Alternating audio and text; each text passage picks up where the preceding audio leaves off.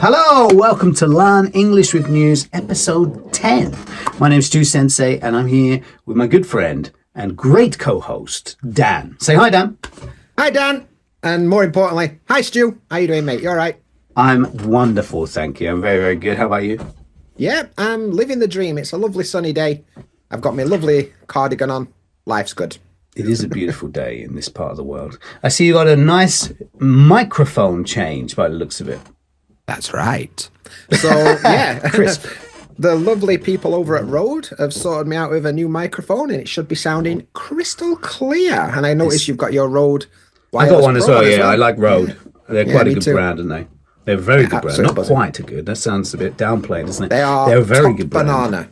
Yeah, I've got a couple of different pieces of kit from them. Nice, really clear audio. That's the key thing for these podcasts. But today, we're actually adjusting the way we do Learn English with News. There's going to be 4 articles for you today rather than 3, but we're going to condense it a little bit and try and run through them a little faster than normal. In this session, what will happen, it will go like this. There will be me going through the article. You can practice shadowing with me. Then we'll go through a bunch of words from the article. And then Dan will read it afterwards to see if you understood the new words that you might have learned from this session. Also, we'll go over some pronunciation. We'll do a quiz at the end. In this episode, there will be one piece of international news. There'll be some news from the UK, and there'll be some local news from the UK as well. So we're getting a real mixture, some national and local news. And also, there is extended articles written in the PDF with a lot more vocabulary gone over. So check it out. It's in the description. It's free. Grab it right now so you can play along or go along with us. Okay? For extended reading anyway. Should we get into the first one, Dan? I think we should, mate. I think we should. What we're talking about? Sounds wonderful. The first one is President Biden pardons son Hunter. That's his name. He's not a hunter necessarily, but yeah. This is going to be an interesting topic, I think, from America this week. Okay, let's roll through. You want to practice shadowing? Go along with me. Or just sit back, relax in your chair, and see how much you understand. Here we go.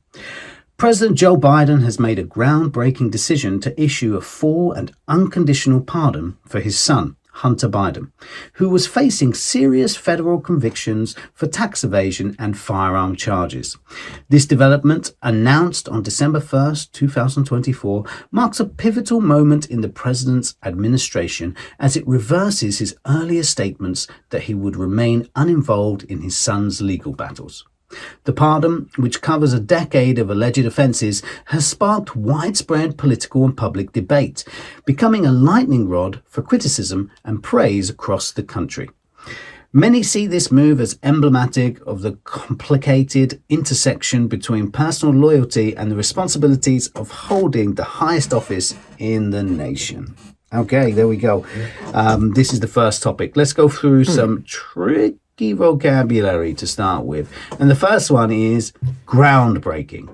What do you think? Groundbreaking. All right, interesting. So it's basically introducing something new, and usually something that's quite inventive or like a new invention that didn't exist before. We're breaking new ground. We're going to places we've never been before.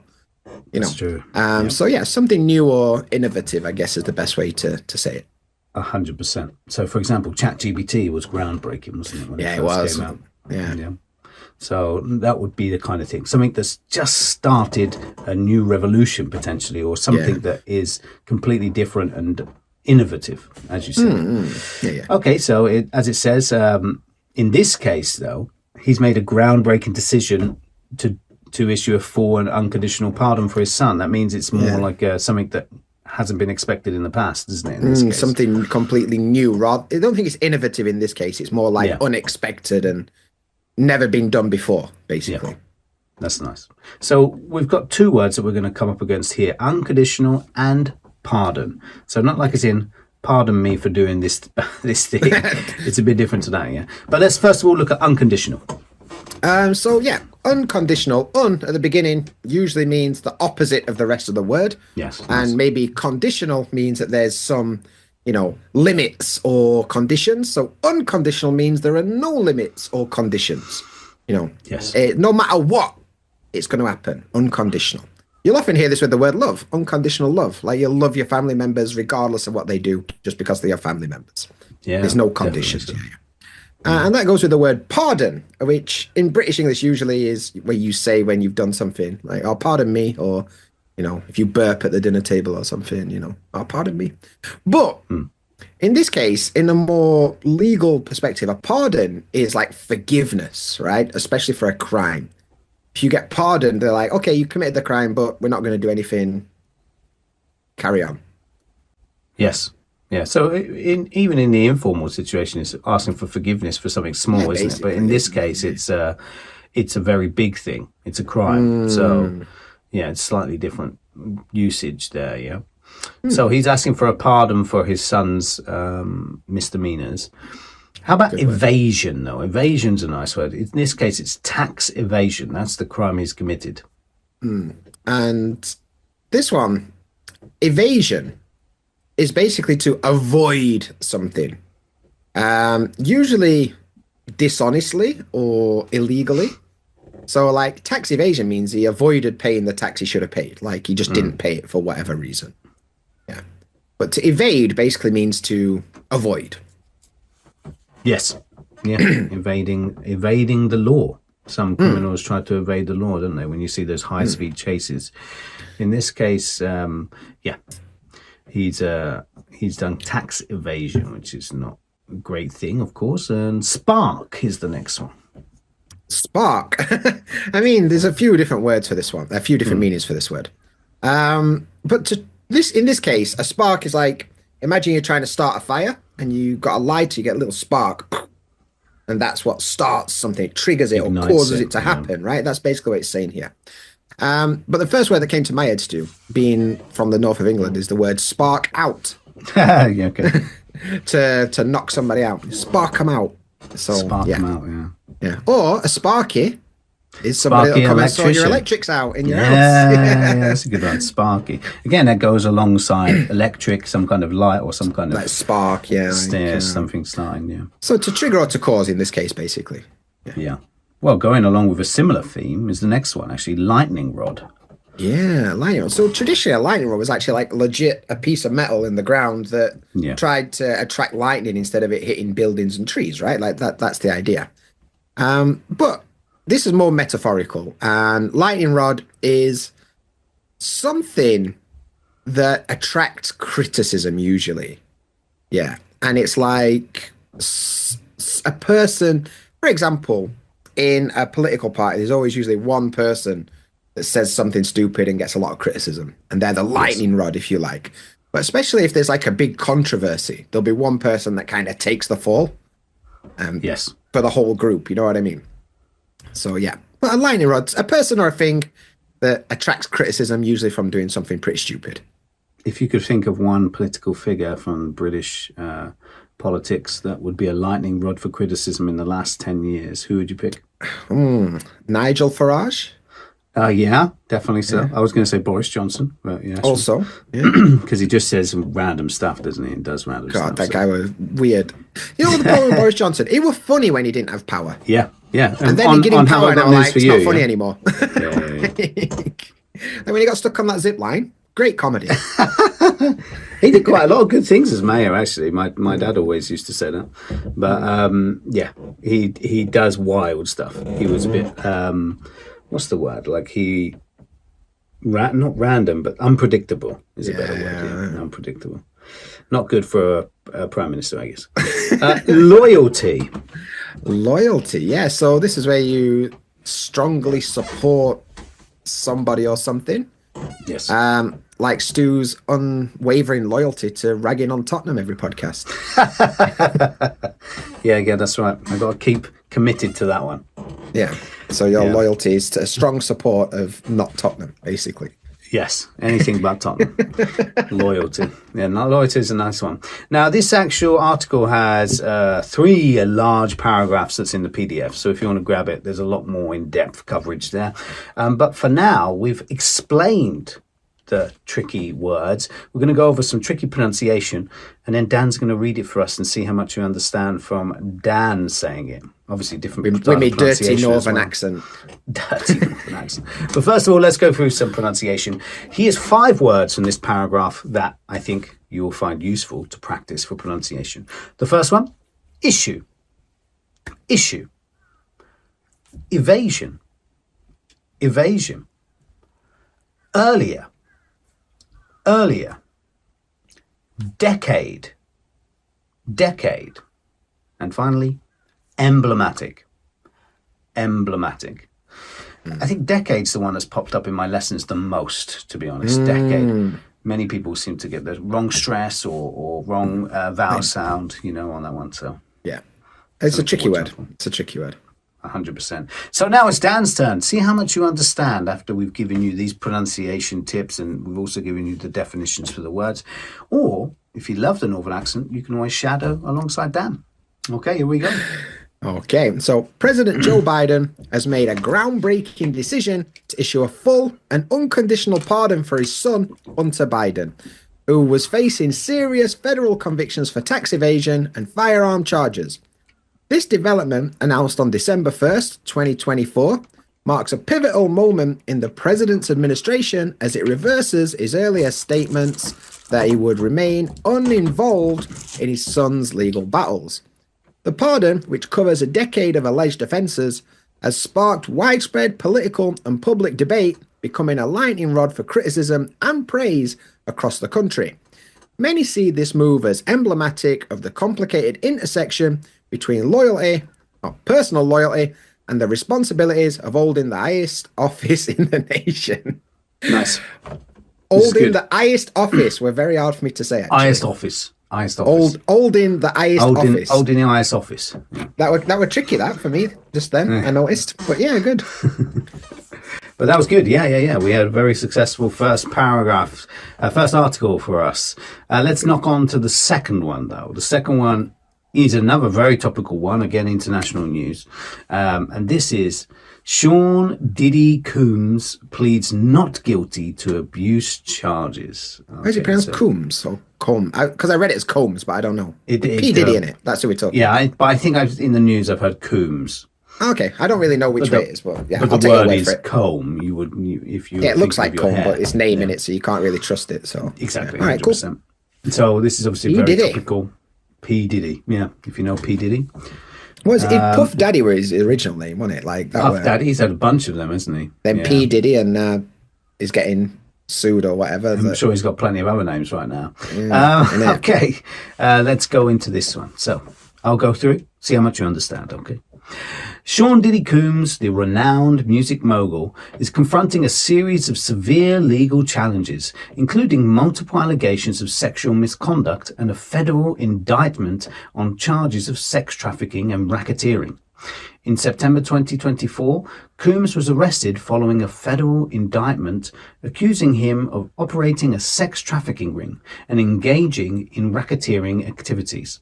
The indictment alleges that Coombs orchestrated events where women were coerced into non-consensual sexual acts, often involving drugs and physical abuse. Prosecutors have presented evidence, including a video purportedly showing Coombs assaulting his former girlfriend, Cassie Ventura. Coombs has pleaded not guilty to all charges and remains in custody at Metropolitan Detention Center in Brooklyn, with his trial scheduled for May 5th, 2025. Okay. I said scheduled rather than scheduled. That's interesting. Okay. Because there's American news in it, that's why I like. Yeah, American news, yeah, exactly. If they didn't spell it like that, I wouldn't have said it like that. If only that was the case. Okay. So let's go through some tricky words from this. First one is indictment. Yeah, so not indictment, indictment, right? Indictment. A formal charge or accusation of a serious crime, basically. Like somebody says, you've done this thing and we're going to the court, and you kind of get the police arrest you, basically, and take you to court. You get indicted. It's an indictment. That's right. This word has been in the news a lot. Specifically around Trump, about him being indicted and things like this. So you will hear it a lot. So watch out for this one. Racketeering. Okay. So I immediately just think like mafia when I hear this word, organized illegal activities, basically. So it's like it's not just like random crime. It's, like serious organization has gone into this crime. And obviously it's usually to make money, basically. So whether it's like, protection money or, money laundering or, all these crazy things that these groups get up to. Yeah. Racketeering. Not someone who's stolen a lot of tennis equipment. Well, yeah. I mean, or badminton, Yeah, all those rackets. Or made a lot of noise. Caused a racket, if you didn't know the phrase. Anyway, poor joke. Orchestrated. Oh, dear. Orchestrated. So most people probably see this word and get a bit confused with the word orchestra, right? And I guess there's some kind of similar thing. So orchestrate, to carefully plan and arrange something. Like you're in control of everything happening. But if you imagine an orchestra, they've got the conductor at the front, right? Who's organizing everything. So yeah. But in this case, to orchestrate something is kind of like to plan and carry out the crime. In this case, yes, orchestrate like we constantly do for this podcast. We always orchestrate it perfectly to the T. You could say. Like you said, in fact, you said we. When actually it's just you. No. We. There's no I in team. Coerce. To coerce, that's a good word. I love it. To kind of, it's stronger than convince. It's like to almost force somebody to do something they don't want to do. But I guess coerce could also be like, you pay them enough money that they do something they don't want to do. But it's like you're basically making somebody do something they don't want to do, either with power, with violence, with money, like something that makes that happen. Yeah. To coerce. Yeah. Is there similarities between coerce and blackmail? I know blackmail is obviously a slightly different word, but there must be some similarities. I think, blackmail is a kind of coercion, really, isn't it? Yeah. So, yeah. Yeah. So I'm always trying to think of words that, when a learner's learning things, sometimes you just have to associate at the beginning before you can know it fully. So having that association is quite useful. Because I had one in my lesson this week, and it was like mug, pickpocket, shoplift, and burglar. Like they're all steal, but there's a big nuance difference between all of them. Like that. Yeah, that's a good one. Good arrangement of words there. Purportedly. This is a word I very rarely say, but I hear quite a lot. So it's basically like somebody says it's true, but we can't confirm it. It's like a bit like an allegation, I suppose. But like, this guy said this, but I've got no evidence that he said it. So he purportedly said it, like that. Sure. Yeah, claim, essentially. Yeah, claim. Yeah, it's a good way of saying it. So, yeah, exactly that. Purportedly. Quite a tricky word to say. Yeah. And last one, custody. So, you're not in jail yet, but you're not allowed to leave until you go to the court. So kind of like that in between. You got arrested and you're waiting to go to the court before they eventually would send you to prison, right? And that bit in between, you're like held in a cell, but you're not in prison yet. So custody. Exactly that. But custody also has another nice way of using for two parents. Yeah, that's right. Yeah. So like who's going to get custody of the kid? Yeah. Yeah, who's going to get the parental rights? Yeah, so if we were going to link these two, it's like being held or being the authorities having a responsibility of them. Yeah, like that. And the similar for the parent, yeah. So, but with custody, that's where you can usually get bail, right? Where like you pay enough money that you're allowed to leave before your court date. Like you can go live your normal life before your court date. Like, you can't do that when you're in prison, but when you're in custody, you can sometimes. Yeah, that's right. That's a big thing, isn't it, in America? I hear it more in America than I have ever heard. You don't really get it in England that much, I don't think. Yeah, maybe you do. I don't really know. Yeah. That's and that leads to the bounty hunters. I love watching those programs. Oh, God, that Dog the Bounty Hunter. Remember that? Dog, yeah. Jesus.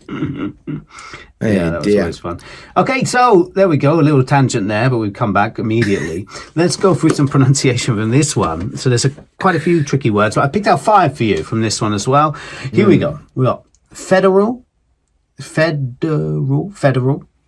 indictment, coerce,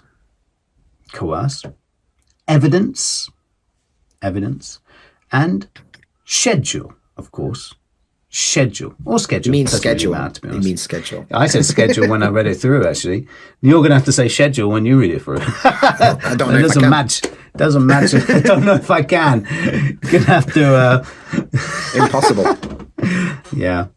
Okay. So Dan's going to read through, and you're going to try and see how much you understand from this. Hopefully, our little evaluation on the words has helped you understand a little bit more. And now Dan will orchestrate. Try my best. Well played. Orchestrate his speech. I've been coerced into it. That's what was going on. He's coerced into every You don't know podcast. what goes off behind the scenes, guys. You don't know. Yeah. Okay. He's tied to that chair. You wouldn't have known it, but he's tied to that chair. Okay. Right, here we go. Sean. Is it Sean or Scene, by the way? Sean, I think. Yeah. This is a tangent I'll come back to in a bit. Sean Diddy Coombs, the renowned music mogul, is confronting a series of severe legal challenges, including multiple allegations of sexual misconduct and a federal indictment on charges of sex trafficking and racketeering.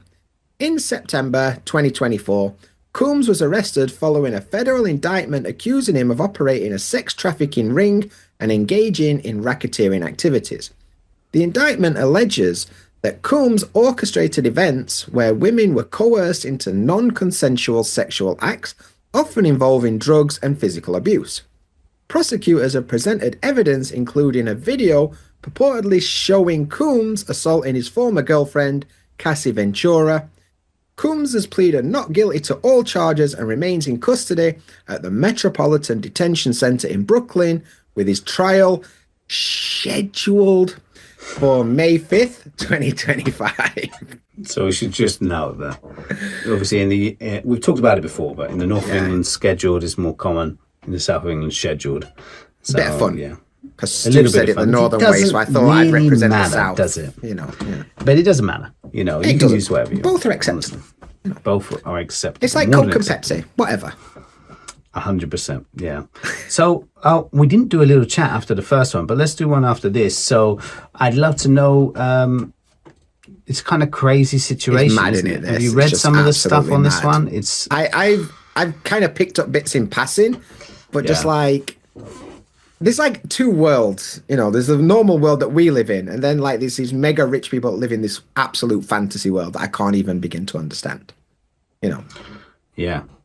But you read some of the stuff and you think like, who's he connected to? And it's like we're living in real time of the Epstein thing. Yeah.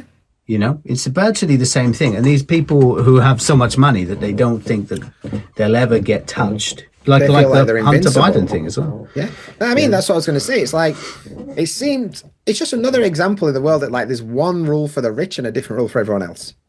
And that's how it feels quite a lot of the time, Yeah.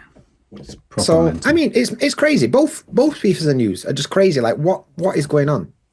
Well, before we came on, Dan's watched, if you don't know, Vince McMahon, he's the owner of WWE, a wrestling promotion in America. Me and Dan both watch it. And he was the main guy for many years, and he's been in trouble recently, and they released a documentary on Netflix.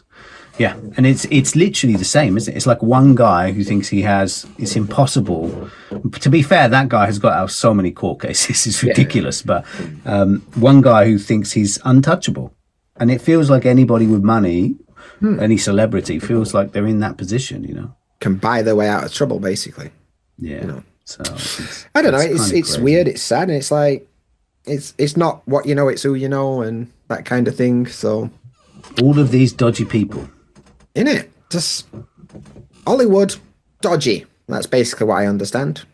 But do you remember when we were younger, like when I don't know if you ever watched the Oscars or caught anything like that. You watch it for a moment when it come on TV, and then they'd come on stage and they'd say like, "Oh, you should be caring about this situation." But how much do these guys actually care?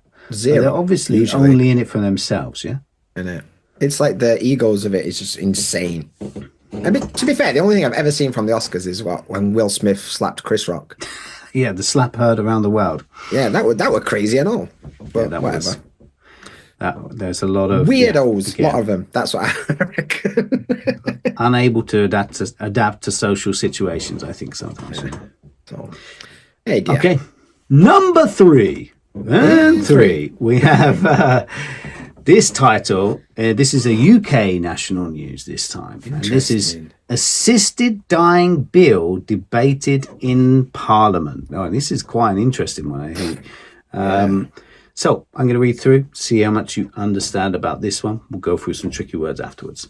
On November 29th, 2024, the UK House of Commons passed the second reading of the Terminally Ill Adults End of Life Bill, marking a significant step towards legalising assisted dying for terminally ill adults in England and Wales. The bill, introduced by Labour MP Kim Leadbeater, aims to allow adults with terminal illnesses to seek assistance in ending their lives under strict safeguards and protections. The debate preceding the vote was notably emotional, with MPs sharing personal stories and ethical considerations.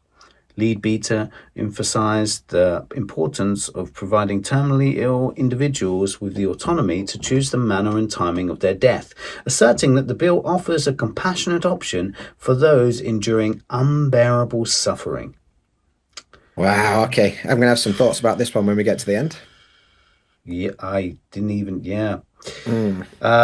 this is a tricky topic, I think, isn't it? This is one of those topics that it's going to be a bit of a lightning rod, to go back to what we were saying earlier. Nice one. I need to orchestrate my thoughts on this.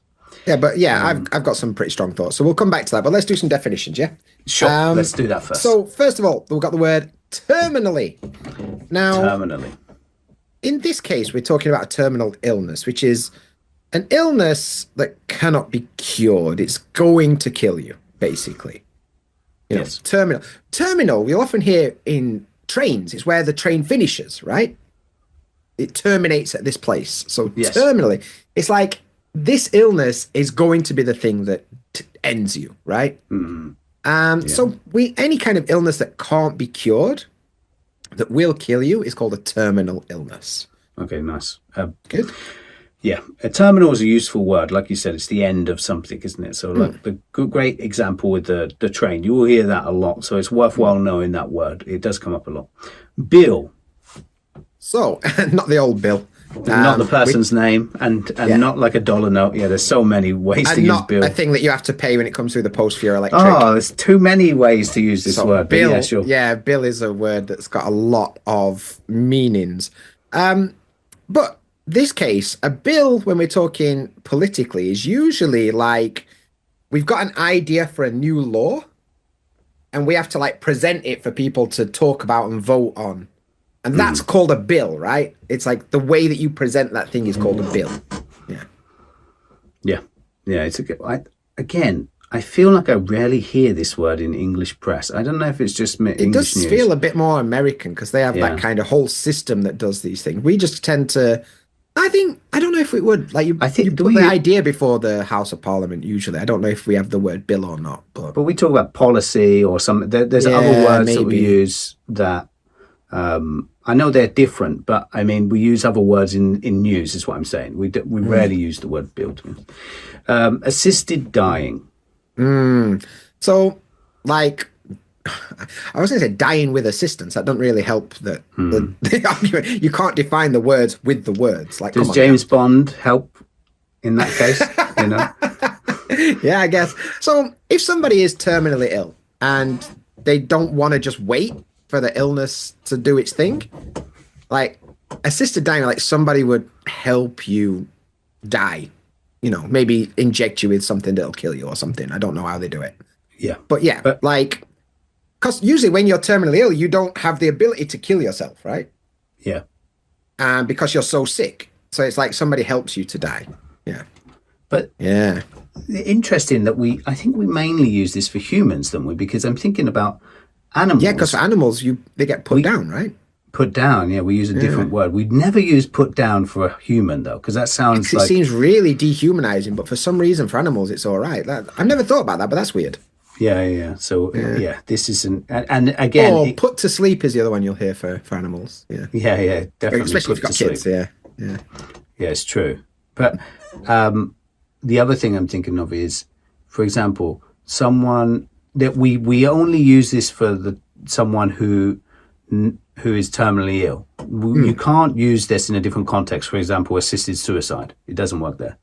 Yeah, because at that point you get manslaughter or whatever it is. Like, because it's slightly different. Or like where somebody assists someone and coerces them into killing themselves or something like that. Yeah, you cannot use it in these other circumstances. Honest as well here. Like, this is quite groundbreaking for the UK. This is not something that has really ever been talked about in my life, to be honest. You hear like people in Switzerland or something like that. There's one country. You hear about people going to other there countries. to do that, right? Yeah. But we never really...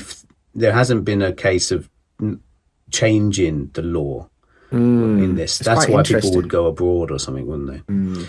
Precede. To come before something, like preceding something happens before something else. So in terms of like chronological order or time order, usually we've got this event, which is the event we're talking about, and then the preceding event is the one before that. You know, for example, I ate my breakfast, but preceding that, I brushed my teeth. Which is the wrong way round, actually. I shouldn't do that, but I do that. You brush your teeth before eating your breakfast? Yeah, because I wake up, brush my teeth, and then go and get breakfast. He loves minty food, that minty bacon, so good. Do you know what? Ironically, something about orange juice after I brush my teeth that I quite enjoy, even though it's disgusting. What? Mate, I'm a weirdo. I'm dodgy as them lot in Hollywood. Switched off people from the podcast with that remark. They're never coming back. They're like, what? I cannot listen to someone who brushes their teeth and then drinks orange juice, is what some people said. Don't blame them. Weird. So, but for a very nuanced example, you could say The Hobbit preceded Lord of the Rings. That's a much better example than toothpaste and orange juice.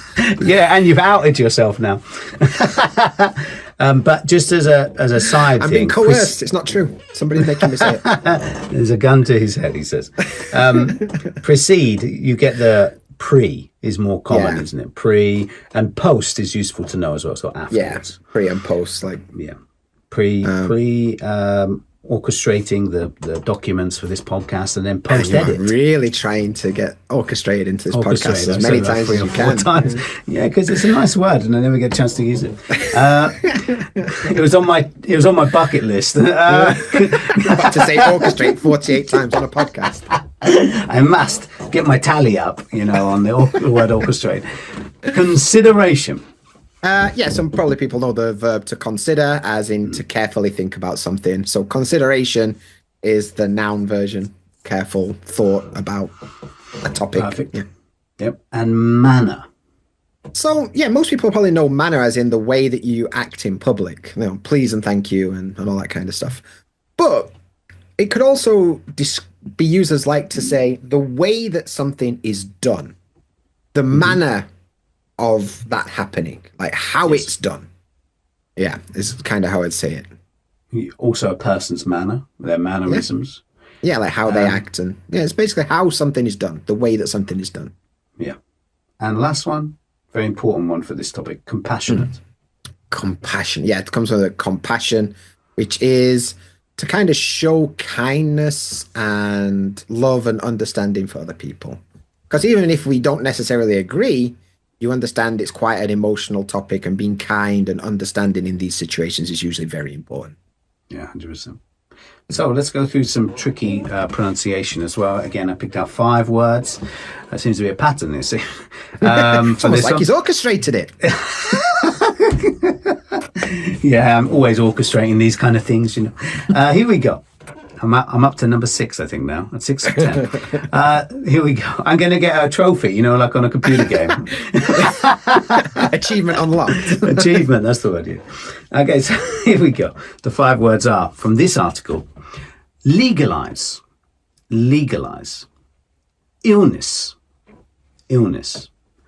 Notably, notably. Emphasize, emphasize. Autonomy, autonomy. Okay. So your turn to go through. We'd love to hear you talking about going over this topic. See how much you understand, guys, from Dan going through this. Okay, here we go. So on November 29th, 2024, the UK House of Commons passed the second reading of the Terminally Ill Adults End of Life Bill, marking a significant step towards legalising assisted dying for terminally ill adults in England and Wales. The bill, introduced by Labour MP Kim Leadbeater, I don't know, aims to allow adults with terminal illnesses to seek assistance in ending their lives under strict safeguards and protections. The debate preceding the vote was notably emotional, with MPs sharing personal stories and ethical considerations. Leadbeater, I don't know, emphasised the importance of providing terminally ill individuals with the autonomy to choose the manner and timing of their death, asserting that the bill offers a compassionate option for those enduring unbearable suffering. Yes, there we go. So hopefully you understood with our tips on this, and I think there's some good words that we went through. So yeah, what do you think about this, Dan? Yeah, I mean, my personal opinion is that I think this is a positive thing. I think this is a good thing. People probably don't know this, but last year I lost my stepdad to cancer and watched him go through end-of-life palliative care. And I wouldn't wish it on anyone. It's horrible for him. It was horrible for us to watch. And I don't ever want to be like that, to be honest, personally. And I don't really want to see people I love go through that.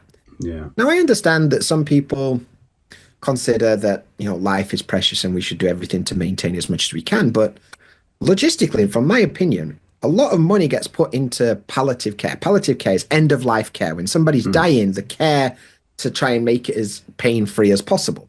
Nurses, equipment, care, medicine, all of this stuff needs to be, paid for somewhere.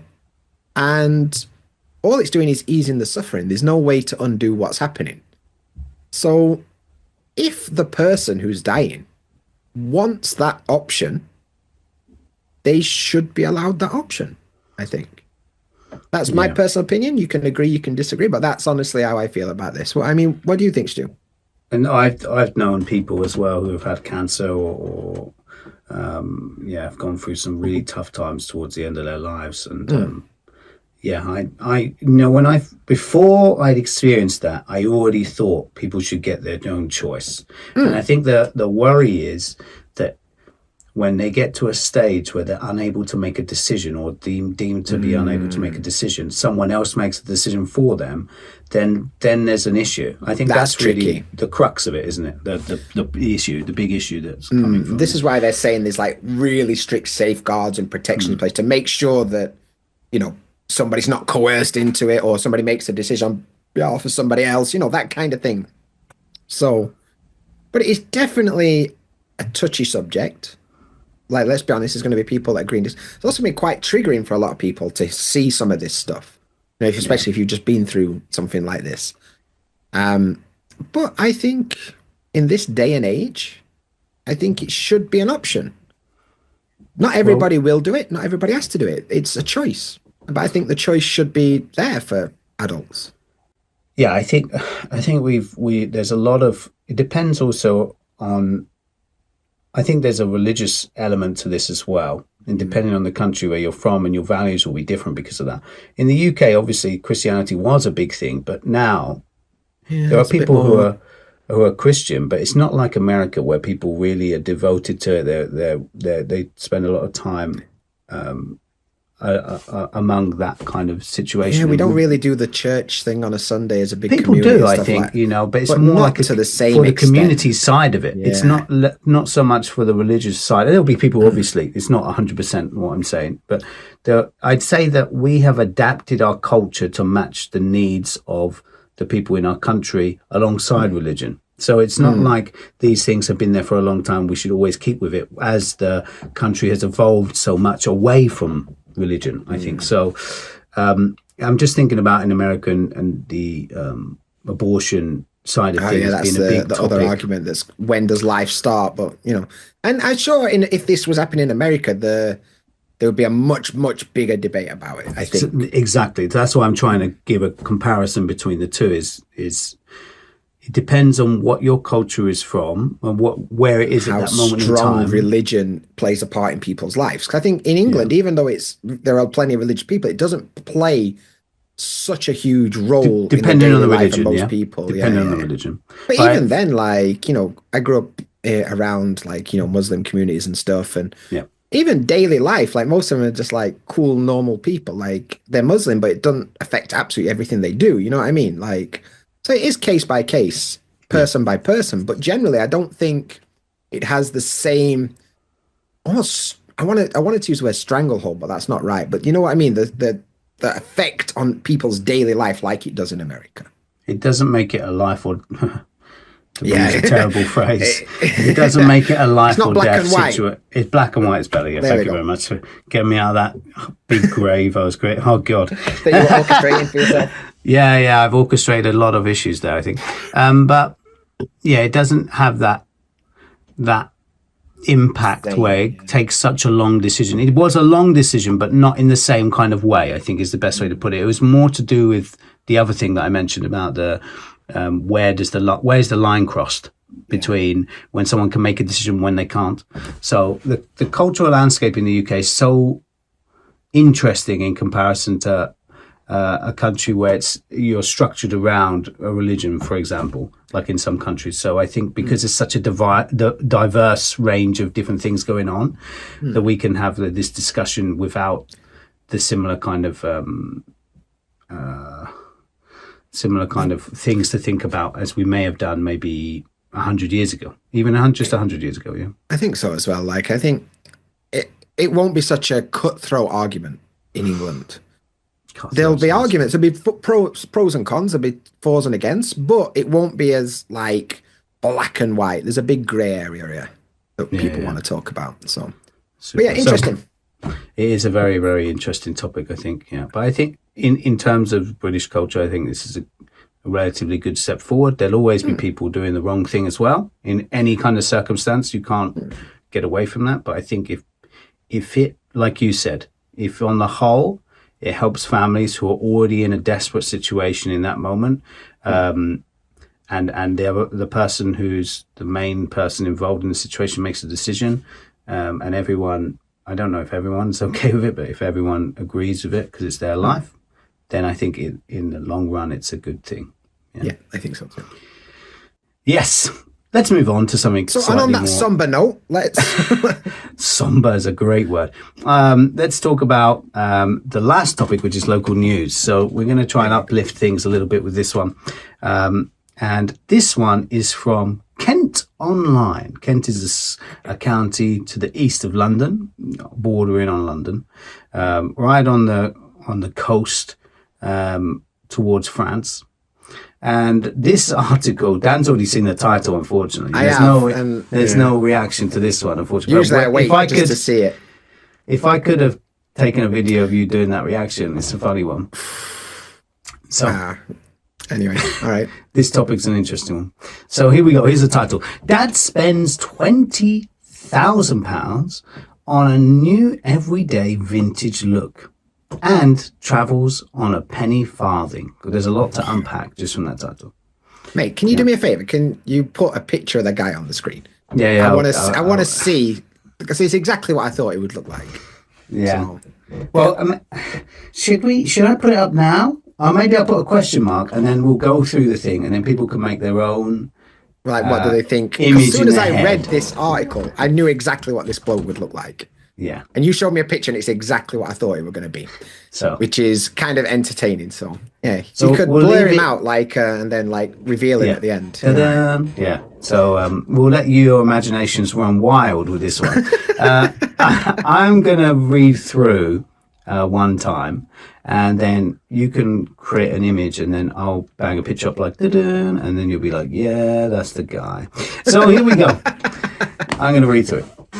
Tom Carradine, 42, has always had an interest in vintage clothes, music, and different eras, such as the 1920s and 1940s. Tom Carradine, 42, has always had an interest in vintage... I've repeated myself here, haven't I? I've made an error. Sorry, guys. Apologies about I'm going to say, like, it's weird that they put Tom Carradine 42 both times. I think you just pasted it twice. I didn't orchestrate this well enough. My sound effects turned on, otherwise I could do it. Here we go. I'll try again. Tom Carradine, 42, has always had an interest in vintage clothes, music, and different eras, such as the 1920s and 1940s. But it was only 10 years ago that the dad of one from Tonbridge decided to embrace it. He grew a handlebar moustache and now wears three-piece suits, check shirts, and tweed jackets every day. Tom has spent around £20,000 building up his wardrobe, buying clothes from charity shops and vintage shops, and has even learnt to ride a penny farthing. He says his wife Faye, 45, a civil servant, occasionally wears vintage clothing too, and loves his unique style, but their son, Andrew, 12, rebels against it. Tom hopes to encourage others to be themselves and says the older generation tell him it's lovely to see someone dressed so smartly, but claims he can sometimes get grief for his distinctive look. Tom, a pianist entertainer, said, "I'm a true English eccentric." Tom spent the first part of his career as a musical director in musical theatre and would wear black to work every day. But 10 years ago, he discovered the vintage scene and people who dressed up in the old clothing after going to a 1940s themed festival. Gradually, Tom had the courage to build up his own wardrobe, and he now hasn't owned a pair of jeans for 15 years. And has that conjured an image for you? What do you think this guy looks like? We are going to make the big reveal now. There he is. Exactly. There he is. Exactly. What a fantastic looking guy. Now imagine his 12-year-old son going to school. To him taking him to school. Yeah. Come on, son, let's get on the penny farthing. Like, you're getting bullied. Like, yeah, it's unfortunate. Jesus. Jeez Louise. Interesting situation for that guy. I mean, let's be honest, fair play to the lad. If he's having fun, let him crack on. Horses for courses, as we say. Like, whatever floats your boat. I wondered what his hate is against the 1930s, to be honest with you. Yeah, like, why not just, like, cavemen? Like, that's pretty retro. He likes like the 1920s. A loincloth. You know, that's pretty retro, isn't it? There we go. Big club and dragging your knuckles on the floor. A big fan of the 1920s and 1940s, but hates the 1930s. He's not a fan at all. With a passion. Yeah. With a passion, yes, exactly. You can tell this has come from a newspaper because they always do that thing where they say the person's name, comma, and then the number, which is their age, by the way, if you were not sure. Tom Carradine, 42. Like, they always do that in super local news reports. Yeah. Anyway, we've got some words to look at. We do. Indeed, yes, we do. £20,000. Sorry, I'm just still shocked about it. 20 grand is a £20,000. Yeah, it's like nearly $25,000. Do they not have retro clothes at Primark or something like? The thing is, he says he's from charity shops, but no way is that from charity shops at 20 grand he's paid. Like, how many? One of my students. This is unrelated, but I've got a student who lives in Sheffield, and she bought some trousers from a charity shop for £5. She loved them so much, she looked online to try and buy some more. It's from a Scottish company, and they're like £4,000 a pair. Yeah, but that's what I mean. Like, they don't cost. But they cost a £5 from charity shop. You know what I'm saying? Charity shop, exactly. So how big is his wardrobe? Exactly. Madness. Like you're talking about two ends of the spectrum here: charity shop and vintage clothes. You know that. But I think in Japan there's a big thing with vintage clothes. Like, there's always a lot of like retro clothes shop it's expensive as well. Yeah. 100%. Anyway, like you said, the key words. The first one should be vintage. Yeah, good one. Old-fashioned, or from a previous era, I should say. Is everything, especially fashion and technology, everything is in a cycle. Like, these days, vinyl records are popular again. You know, vintage games. Yeah, vintage games, and Tamagotchis are back. I saw that the other day. You know, so stuff from our childhood is coming back again. Like it's a full cycle. And the same thing happens with clothes. Like fashion that was popular in, previous eras that comes back is vintage, it's retro, like that kind of thing. Yeah. But for me, vintage is a bit of a buzzword. Like a sales word. Vintage is one of them. So you often get them in different industries. It's got like a positive. For me, it seems like technology is retro, but clothing is vintage. Yeah, but they basically mean the same games, thing. Yeah, retro games. Yeah, that's completely right. So, but you have these buzzwords that are used that tell you. It's like style. It's like saying stylish. That's just a buzzword. This is just old clothes that are going to be expensive, basically. Yeah, that's what you're telling me with this word. Handlebar mustache. Right. Let me just take a sip of tea. Calm down. Just to get that. So my mustache is not a handlebar mustache. It's just a regular mustache. However, if I grew it long and took some wax and curled it up at the end, like like the Monopoly Man or something, like some vaudevillain. Dick Dastardly from, you remember Wacky Races? Wacky Races. That guy, he had a handlebar mustache, didn't he? Like, yeah. So if you imagine the handlebars of like a bike or something like that, and they usually go up at the end or like that, like little horns, like this. Yeah, this kind of thing. That's a handlebar mustache. Yep, very common in the 80s. Yeah, it looks shit then and all. To be fair. Ah, dear. I mean, it's like tell me you're a weirdo without telling you're a weirdo. Is a handlebar mustache. So there we go. Anyway, next one: three-piece suit. A three-piece suit. Three-piece suit. Otherwise, people get mad at me for TH fronting.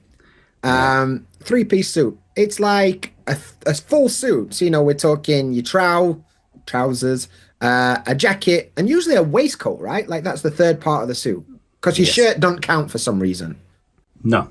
So you don't need a shirt. Yeah, a waistcoat. So just the trousers, the jacket, and the waistcoat, isn't it? Just no pants. Waistcoat with chest that. No underwear. Like rug. Yeah. Chest rug. Jesus Christ. All right, fair enough. Okay, penny farthing is an important word for this. Yeah, this comes up a lot. And I don't really know the origin of why it's called a penny farthing, because I think penny and farthing are both words related to old money. From what I heard, like a farthing is quite big and a penny is quite small. So like the size of the wheels or something is like, basically it's a bicycle, but one of the wheels is massive, like bigger than a human, and one of the wheels is really small. Like really, really old fashioned bikes, but they, just like everything, they've come back into fashion in a way. So you showed me a picture with a bunch of people outside Buckingham Palace all on the penny farthings, like, but yeah. Yeah, it's true. Weird thing, but sure, whatever. Whatever floats your boat. Yeah, Victorian time bicycle, basically. Victorian, is it? Okay. I mean, that makes sense. I think it's Victorian, yeah. It definitely feels like that, doesn't it? Yes, definitely, 100%. Rebel. So rebel is the noun, but I'm guessing this is rebel, the verb.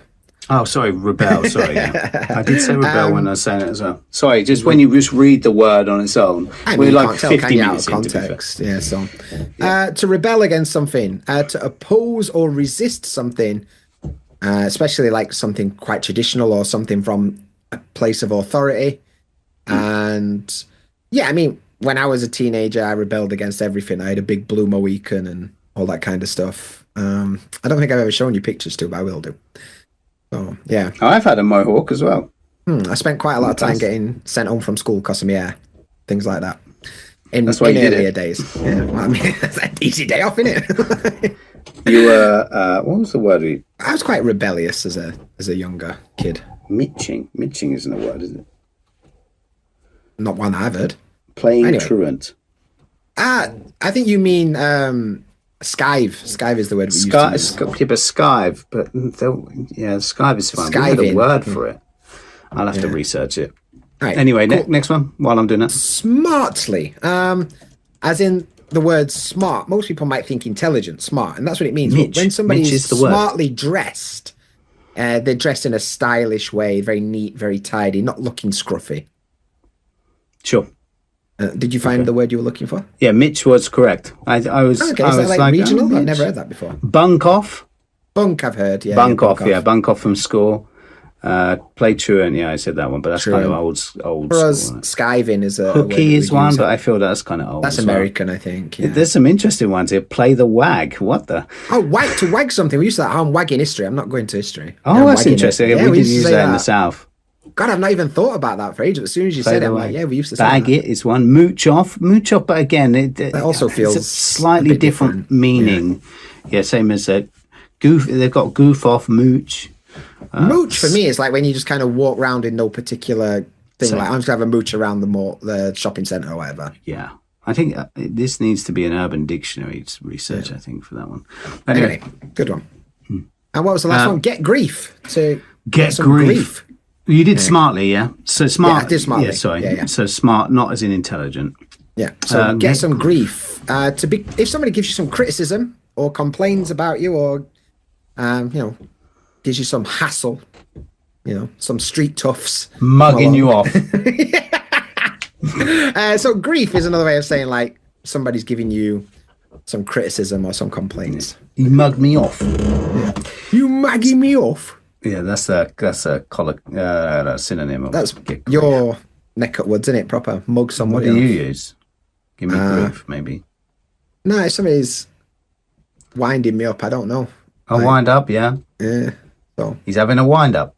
Yeah. Okay. He's giving me some stick. Nice. So there's some nice. Get grief is good. I like that one. Yeah. Some of these you're never going to use again. Like penny farthing, I think it's never going to. Unless you see this guy on his bike, then you could be like, "That's a penny farthing."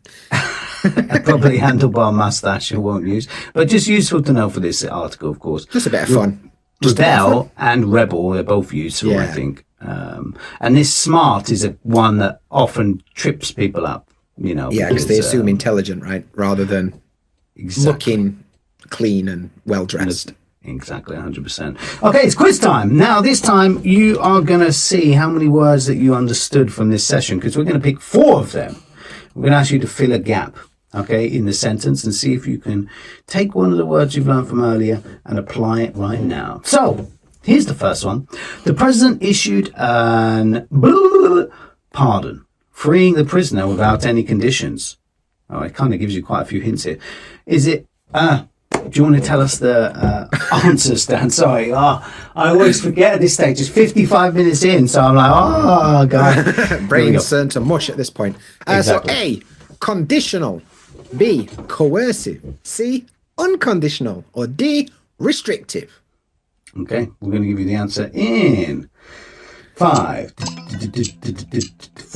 3, 2, 1. Did you get the answer? Did you get the answer? The answer is unconditional. Oh, yeah. See, this is what I mean. Unconditional is the answer. We're doing it. We're just making up as we go along. Follow along, everyone. Yeah. So, yeah. Come on, Stu, read the full sentence. Come on, crack on. Sorry, I didn't orchestrate this well. Yes, no. The president issued an unconditional pardon, freeing the prisoner without any conditions. Luckily, it has the word "an" before it, so it kind of gives you a hint, doesn't it? Okay, number 2, Dan. Can you read number 2? Give me a break. Oh. The witness claimed they were into signing the confession under pressure. Stu, what are the options? The potential answers are leading, proceeding, distinguishing, coerced. Good one. So, answers coming in 5, 4, 3, 2, 1. Yes, the answer is coerced. It is. It's coerced. The witness claims they were coerced into signing the confession under pressure. Good work. Under pressure. 3, which is Spanish for 3, I think. Thanks for that translation. The events, the signing of the treaty were marked by intense negotiation. What are the potential answers, Dan? Options. Engaging, proceeding, rebelling, or proceeding again. Oh, mate, never. Oh, in the next one as well. Okay, let me just adjust this slightly. Nothing happened here. Nothing to see. Nothing to see. Oh dear. Let's try. I made some slight. Wah, wah, wah, wah. For those of you who don't know, I've Oh. got a little thing here that does sound effects I'm playing around with. Man, I need something like that. That's cool. Do you know what, mate? I'm going to set up next time with a timer for 5 seconds and all sorts. Just you Oh, wait. yeah. That's good. Anyway. Let's we let's go. pretend that didn't happen and let's try that again. So, Stu, number 3, yeah? Sorry, I didn't say the. Yeah, number 3, please. Could you go through one more time the potential answers? Yeah. Engaging, distinguishing, rebelling, and proceeding. Okay. The time starts now. 5, 4, 3, 2, 1. And the answer is? Here we go. Okay. Mess about. Proceeding is the correct answer. Proceeding the events is correct. preceding the signing of the treaty were marked by intense negotiations. You got it. So, yeah, it was there twice, so it must have been the answer. The wheels have proper come off. Here we go. Number 4 down. So the teenager began to blah, blah, blah, against her parents' strict rules by staying out late. Oof. Potential answers are A, admire, B, rebel, C, conform, or D, leading. Okay. So the answer is in 5, 4, 3, 2, 1. The answer is Answer? rebel. Rebel. Good, we Yes. both got it. So the teenager began to rebel against her parents' strict rules by staying out late. Oh, what a Beautiful. rebel. Rebel. What a rebellious young woman. That is correct, yes. So, there we That was go. good. That's it for the new format I of like this the new episode. format. Thought it was good. Yeah, it was quite good. Yeah. We sped through things and Well, we could let have a chat people let about us know some what they things as think well. in the comments, obviously. Yeah, But please do. We want to know your opinion. It's very important to us. So put it in the comments. And then we will see you again next time. Looking forward don't to it. forget Dan. that PDF, by the way. Down there. PDF in the description. Yeah, if you want to extend your learning, go check it out.